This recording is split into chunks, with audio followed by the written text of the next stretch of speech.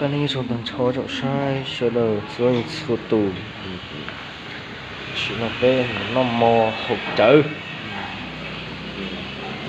đó thôi cứ ăn đầu cứ rồi sai đó lên bộ rồi thiệt số trắng một ta chỗ chỉ ồ chỉ cái chỉ một chỉ một tài ba chục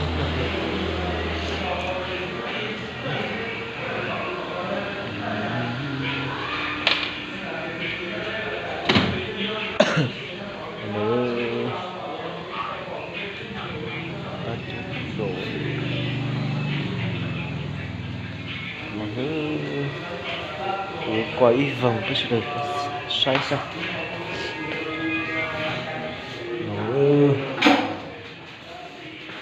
rượu tháp pha này ạ. Rượu này hay chúng nó uống cạn cho nên nó sẽ chỉ tạt pha đấy. Vụ tiền cả nó chơi pha nó chỉ là một chút chín mua. Chín pha chín mua cái liệt sao mà. Tài khoản thế kia đây không có. Chẳng là pha cho nó bị đạp này khó.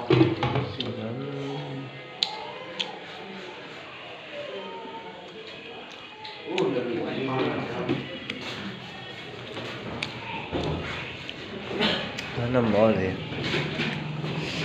Nên được cũng là của chi dùng nhá. À, còn đây chưa? Ta chỉ hút rồi chứ.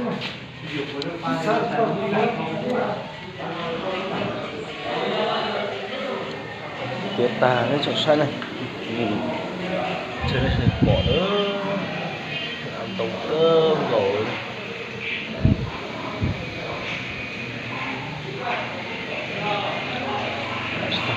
Đây cũng chưa lâu đúng không?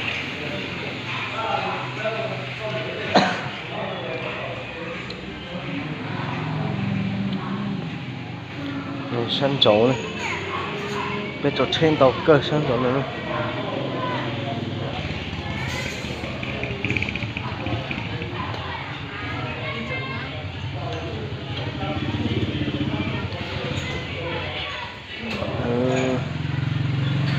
Mấy tụi nóng nó lo hết chỉ trồng tu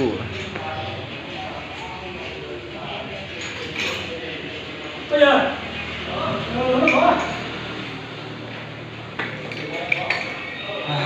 mà nữa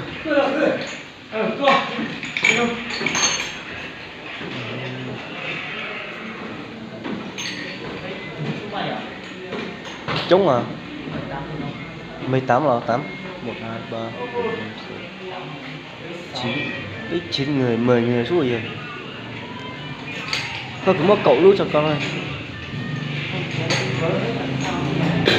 rồi nói chuyện tám rồi nhỏ của lắm một tí tôi có thể lui à anh thầy do một đứa này kia nó cũng cả một tao kiểu vậy à một ít tên nu